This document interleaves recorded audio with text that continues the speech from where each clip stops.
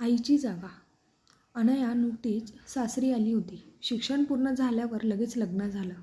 घर तसं सुशिक्षित, सुसंस्कृत. नवरा रोहन खूप समजूतदार.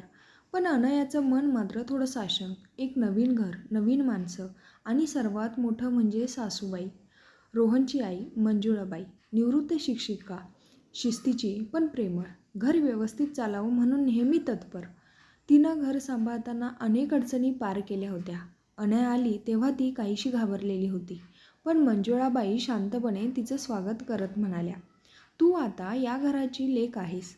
काही अडचण असेल तर सांग, लपवू नकोस." अनयाला ते बोलणे खूप भावलं. तरी सासवाशी एक मोकळेपणा साधायला वेळ लागत होता. सुरुवातीचे काही दिवस एकमेकांना समजून घेण्यात गेले. अनया स्वयंपाकात नवीन होती. एखादा पदार्थ चुकला तरी मंजुळाबाई प्रेमाने म्हणायच्या, "अगं, मीही शिकताना किती वेळा चुकले होते, काळजी करू नकोस."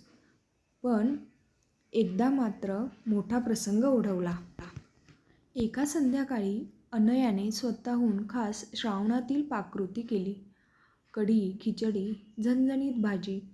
सगळे जेवायला बसले. मंजुळाबाईंनी जेवल्यावर फक्त एवढंच म्हटलं, "मीठ थोडं जास्त झालंय, पण पुढच्या वेळी जमेल." अनया खूप दुखावली. तिला वाटलं, इतका प्रयत्न केला आणि एवढंच बोलायचं. तिने बोलणं कमी केलं. मंजुळाबाईंनाही हे जाणवलं, पण त्यांनी लगेच काही बोलायचं टाळलं. दुसऱ्या दिवशी अनया तिच्या आईशी फोनवर बोलताना रडली, "आई, इथे सगळं ठीक आहे, पण कधी कधी मला वाटतं मी कुणालाच खुश करू शकत नाही. सासूबाईंना माझं काही पटत नाही." मंजुळाबाईंनी हे ऐकलं. त्या काहीच बोलल्या नाहीत. पण त्या रात्री त्यांनी रोहनला विचारलं, "अनया आनंदी आहे ना? तिचा चेहरा काहीसा उदास वाटतो हल्ली." रोहननं खरी गोष्ट सांगितली. दुसऱ्या दिवशी सकाळी मंजुळाबाईंनी अनयाला स्वयंपाकघरात बोलावलं. दोघींनी एकत्र चहा घेतला. मग त्या म्हणाल्या, "अनया, मी काल मीठ जास्त झालं म्हणाले. त्याचं तुला वाईट वाटलं असं वाटतंय. खरं सांगू का, तू केलेली खिचडी मला माझ्या आईची आठवण करून देणारी होती. तिलाही मीठ जास्त घालायची सवय होती." अनयाच्या डोळ्यात पाणी आलं. "मी समजलं नाही सासूबाई. मला वाटलं मी चुकले." "बाळा," मंजुळाबाई म्हणाल्या, "आई मुलीमध्ये सुद्धा कधी गैरसमज होतात. पण आपण बोललो की समजूत होते. तू माझी सून आहेस, पण मी तुला लेकीसारखं मानते. पण त्यासाठी आपल्यात संवाद असणं गरजेचं." त्या दिवशी एक नवीन नातं उभं राहिलं.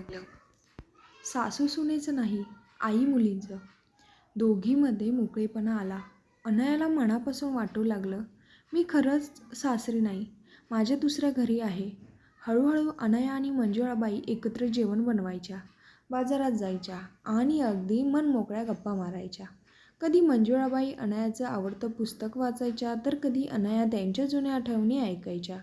एकदा रोहन त्यांचं बोलणं ऐकून म्हणाला, "कधी कधी वाटतं आईला तिची सख्खी मुलगी सापडली आणि अनयाला दुसरी आई." मंजुळाबाई हसून म्हणाल्या, "नातं हे फक्त रक्ताचं नसतं रे, प्रेमाचं, समजूतदारपणाचं आणि संवादाचं असतं." शेवटचा विचार.